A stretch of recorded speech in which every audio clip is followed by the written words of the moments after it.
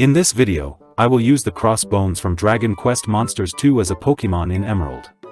Crossbones is the boss of the pirate world in DQM2 and its 3DS remake. He has pretty decent stats, with a great attack. Like most undead monsters, his wisdom and agility are quite low, but not terrible. As a Pokémon, he will have 74 base HP, 112 attack, 101 defense, 45 special attack, 70 special defense, and 58 speed, for a total of 460. Since DQM games use lookup tables instead of a formula to calculate stat growth, the rate of which can vary greatly at different levels, the conversion won't be exactly faithful. Also, bigger index numbers don't always mean higher stats. In this case, 16 and 17 are clearly better than 20. This is more of a test run for a ROM patch that splits physical and special attacks, and allows for a few custom moves. There are still limitations though, due to the antiquated engine. I made his level up moves based on the Muspel skill set, which he gets in Joker 2 and the remakes. The Singe skills are called physical techniques in DQM, so I made them physical fire moves. Magic Burst won't work since there's no MP, but Muspel gets cremate in Joker 3, so I just gave him that. Cockrackle is just there for flavor, and to give him some special coverage. All basic solo run rules apply. I'm not using hidden power due to its luck-based nature in this generation, where you have no legitimate control over IVs. I will set up a Crossbones with perfect IVs and pre-applied EVs. He will have a neutral nature, because I can edit the base stats directly to make adjustments if necessary. Ghost and Steel seem appropriate for his typing, and EV-wise, max attack is a given, with the rest in HP and speed, favoring the latter. He levels up at a medium rate in DQM2, so I put him in the 1 million experience group. He gets pressure as a trait in the remakes, although it works differently there. It's impossible to add custom abilities or move effects without completely disassembling the ROM, so I'll just have to make do with what's in the game for now.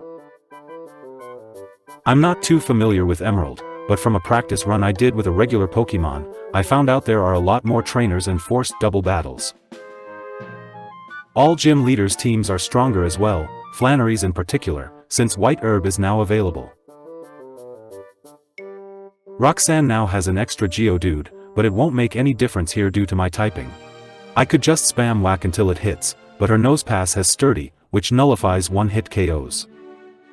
By the way, I gave whack 40% base accuracy because it's Ghost type, and half of the early game is normal. Also, Donk is just a Dark-type clone of Super Fang, since there's no way to do only 25%. It's still a terrible move in a solo run. Fury Cutter is awful, but it can do some good damage if it doesn't miss. I boosted its base power to 20 like in Gen 5, so it's at least more usable. 40 like Echoed Voice might be too overpowered for the early game though. Here's an addition in Emerald: you can battle your rival after the first gym. It's optional, but I need all the experience I can get, as you'll see later. The fighting gym is a free win. 2 of Brawly's Pokémon have nothing that can hit ghosts. Note that the pickup table has changed in Emerald, and some items require the user to be at certain levels. You can still pick up rare candies, but they've become a lot rarer. What makes this fight annoying is Bulk Up and Sand Attack, and I'm pretty sure his Metatite has Detect as well, so it's pointless trying to build up Fury Cutter's power. Since I made custom moves, I didn't make many TMs compatible. A Pile of Bones has nothing to bulk up anyway. Muspel gets the Frenzy skill, which has an equal chance of landing a critical hit on any enemy or ally, including self. It's impossible to recreate based on an existing move, as the random target effect in Pokémon cannot include allies or self, so Thrash is the closest stand-in. Anyway, the second forced rival battle has nothing worth talking about, since I'm so overleveled. Overleveled will be the theme in Emerald runs, due to the increased number of trainers and their Pokémon. Assassin Stab in DQM has a chance to one-hit KO, based on the target's whack resistance, but one-hit KO cannot be a secondary effect in Pokémon. So, I just made it a physical dark move with priority and a 50% chance to paralyze, and to keep the theme, it will hit through Protect as well, although it makes no difference in single battles. Unprotectable attacks can be made here, despite Feint being a 4th gen move, because of Future Sight and Doom Desire. I equipped a Cherry Berry for Watson, who now has an additional Manectric, but his Magnemite has been replaced by Electrike, and his Magneton has been reduced to level 22. He's the only gym leader who became slightly easier, as steel types are much harder to deal with for most early game Pokémon. Fortunately, I have Singe for Magneton. It's only 50 power and without stab, but it uses my much higher physical attack, and Magneton doesn't have a lot of HP. I don't think the crit mattered, unless it had maxed HP or defensive ease, which is unlikely but not impossible. You have to fight both Team Aqua and Magma in Emerald, and it gets pretty annoying later on due to the sheer number of grunts. They use trash Pokémon, so they don't even give good experience. Seer is the upgraded version of Singe in DQM, and it hits all enemies. All of these moves have their power reduced when hitting both enemies and Pokémon, but there's nothing I can do about that. I think moves with friendly fire, like Earthquake and Discharge, still do full damage, but I'm not sure. Maxie's team is quite underleveled in this fight, but Intimidate and Sand Attack can still cause problems, especially when I have a typing disadvantage and nothing good to use against him. Now, Flannery is the gym leader that I think got the biggest buff in Emerald. Instead of 2 Trash Slugma, she now has a Camerupt that knows Sunny Day, and her Torkoal now holds a white herb to reset the special attack drop from Overheat. I think her entire team know Attract as well. Simply put, this fight is awful if you don't have a water type or something that can one-shot her Camerupt and Torkoal. My steel typing only made this fight even harder. As you can see, Overheat in the sun one-shot me despite my level. What's worse is that I don't have anything that can one-shot her Camerupt, and I can't use Thrash because she can heal, and I just confuse myself.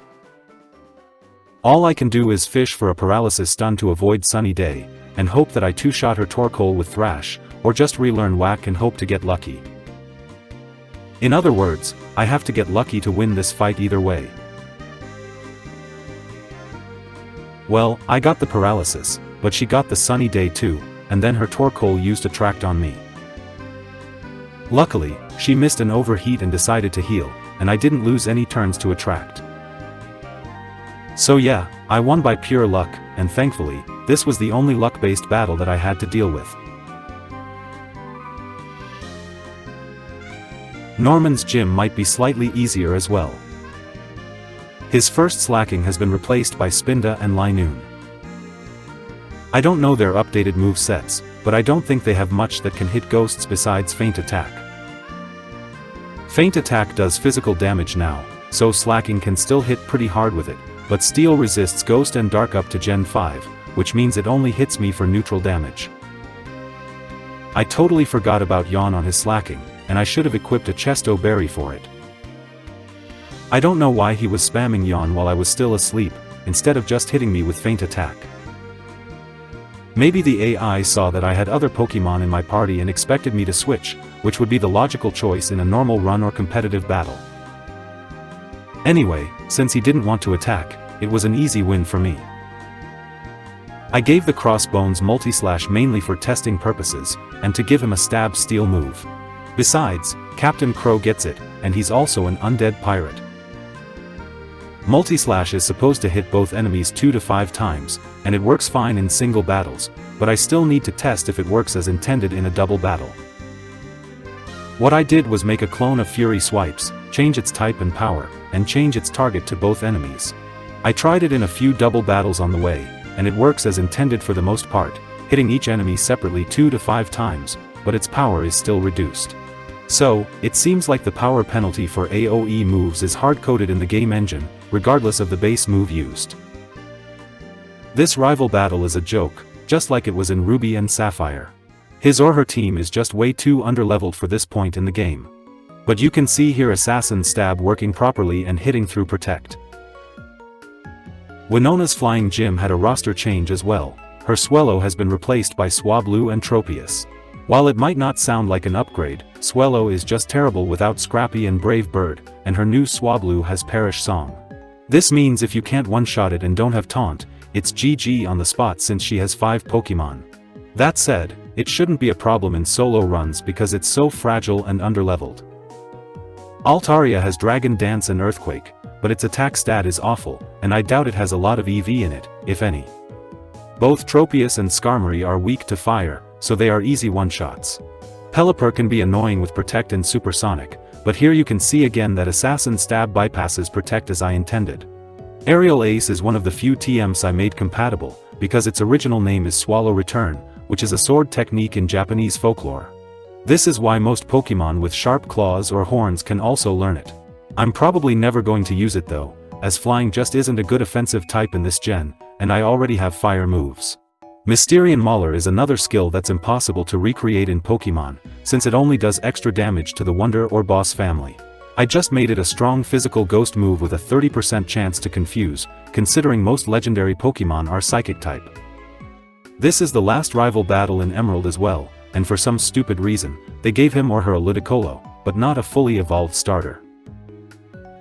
And why are we fighting Tropius and Pelipper again? As I mentioned earlier, you have to fight both Maxie and Archie in Emerald, and their teams are very much the same as in Ruby and Sapphire. They both have a Mightyena with Swagger and Scary Face, and a Crobat with Confuse Ray, so you might want to keep at least 3 Persim Berries, as you'll probably need one for Sydney as well. I'm already at level 55 for this fight, since there are just so many more mandatory and hard to avoid trainers along the way. However, I believe that all bosses and important trainers in Emerald have some amount of EV on all of their Pokémon. I don't know their exact spread though, as I don't know how to see their numerical stats in the ROM editor. I put Cockrackle onto my moveset just to have some special coverage. It's essentially a weaker Blizzard with 100% accuracy, but no freeze chance. My base special attack is pretty low and without any EV, but it's not abysmally bad, so it should still one-shot the dragons later on. This is mostly a test run, and I just wanted to make life easier for myself. The Psychic Gym also received a huge buff, and the size of their team has doubled. They got a Claydol and a Hatu, or however you say that name. Although there are 2 gym leaders, it's only a standard double battle, not a multi-battle, and this means you can't take out both of one trainer's Pokémon first and make it a 2-on-1. I had both a level and a typing advantage, and Mysterian Mauler easily one-shot everything, so this fight was no challenge at all, even though the Abra was dead weight. This is another addition in Emerald, and it's a forced multi-battle with Steven as your partner. It's actually quite difficult because of Intimidate, Confusion, and Earthquake, plus your partner's AI is terrible, just like in the Battle Frontier.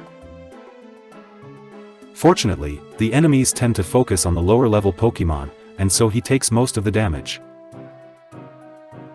I should have equipped a Persim Berry for Confusion, but I was running low on them, and I still need them for the upcoming battles against Archie and Sydney. There are only 6 of them on the main routes, and to get more, you have to either plant them and wait for a day, or search the side paths with the special bikes. You might also be able to steal them from wild Pokémon, but I have no idea who can have them. And it's not Spinda as you might think, they hold Chesto Berries. This battle actually took me a couple of tries, until I finally got lucky with the confusion checks, and Steven decided to help attacking. I had to take out the Camerupt first because they know Earthquake, which I believe does full damage in doubles because it has friendly fire. Archie is exactly the same here as he was in Sapphire. All 3 of his Pokémon can cause confusion, so equipping a Persim Berry is pretty much forced. But like always, I'm overleveled enough that I'll have to get incredibly unlucky to lose this fight. Mysterian Mauler is by far my best move, and I think I might have made it too strong for this gen, where the power creep hasn't started. Either way, this is just a test run, so what's important is that custom moves work properly. There are other skills like it in DQM, one targeted at each family, but again, there's no way that I know of to recreate them in this game. It might be possible in later gens, due to the move Freeze Dry that does extra damage to water types, but there are no such moves in Gen 3. Another limitation in Gen 3 is that each move can only have one additional effect. Unless it's a compound effect that's already in the game, like Sky attacks 2 turns with high critical rate, and curses multiple stat changes.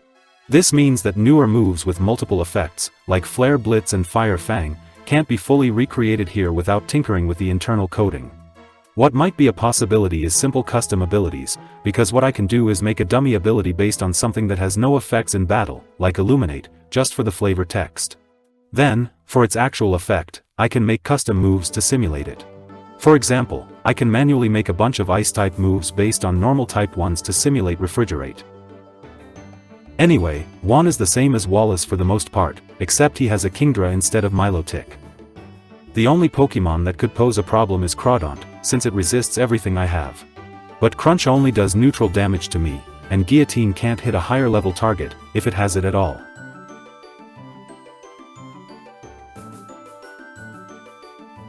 Wally fights you at the entrance of Victory Road in Emerald, instead of the exit. This makes things much easier, since you won't be out of PP.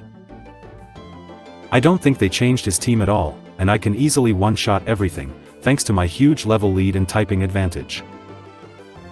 Muspel is supposed to get Magic Burst in Joker 2 and Terry's Wonderland 3D.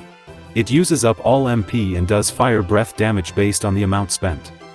It's another skill that's impossible to recreate in Pokémon, because there is no MP stat, so I just gave him Cremate instead, which Muspel does contain in Joker 3. Here are my stats and moves for the league. My stats are decent except for special attack and speed, but I only need to be faster than Drake's Flygon and Salamence to not get pummeled by Earthquake and Flamethrower. I'm going in with all custom moves, and they all seem to work properly as I intended.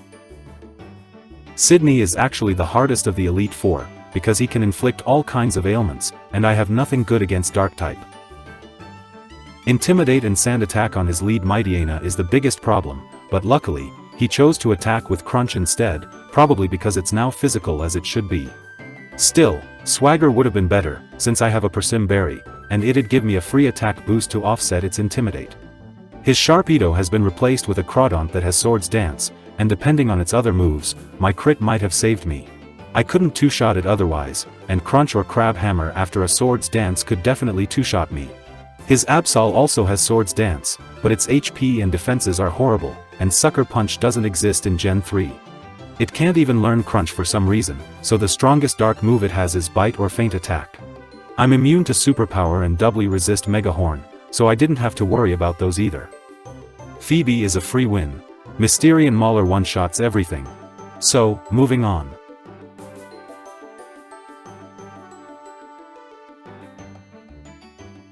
Glacia is another easy win. She has the worst team of all among the Elite Four, due to the dearth of ice types introduced in Gen 3, and things like Cloyster and Piloswine aren't in the regional decks. I have fire and steel moves, and the only Pokémon that could pose a threat is her Walrein if I couldn't two-shot it. The main reason I put Cockrackle on my learn set, instead of something like Lightning Storm or Tidal Wave, is to make my life easier against Drake. I didn't want to have to grind in a test run, or resort to using Rest. Also, I put enough EV and speed just to be faster than his Flygon and Salamence, because I don't think I can survive an Earthquake and a Flamethrower. From my practice run, I know for certain that neither of them has maxed, or any, speed EV, and I only need about 130 speed to go first, thanks to the 10% badge boost. Again, to make things quick and easy, I'll just eat the few rare candies I have and learn Swords Dance at level 71. Wallace's team is absolutely dreadful for a champion, as they are all water type with very little coverage, and he leads with a Wailord that's just a setup fodder. Mysterian Mauler after a Swords Dance should just one-shot everything. I believe this run has already fulfilled its purpose, which is to test the physical and special split patch and a few simple custom moves. The result has been mostly satisfactory, so I could just end the run here, but there is one more boss trainer you can fight in Emerald, which is Steven at the Meteor Falls. A lot of Pokémon on Steven's team know Earthquake, but he leads with a Skarmory that can do nothing against another Steel type, and he doesn't know to switch to the Aggron or something. So again, I can just max out my attack with Swords Dance and pummel his team into the ground. That said, I can see his team being very tough for a non-Steel type though, especially if it doesn't have setup moves. So, in conclusion, the physical special split and ability to create custom moves in Gen 3 have opened up a lot of possibilities for DQM to Pokémon conversions. There are still many limitations, as I've mentioned earlier, and the biggest of which has to be the inability to make custom traits and move effects. While some traits can probably be simulated, there's nothing I can do about move effects. For example, Sleep and one-hit KO cannot be a secondary effect. I'll test a custom trait next time, but for now, thanks for watching.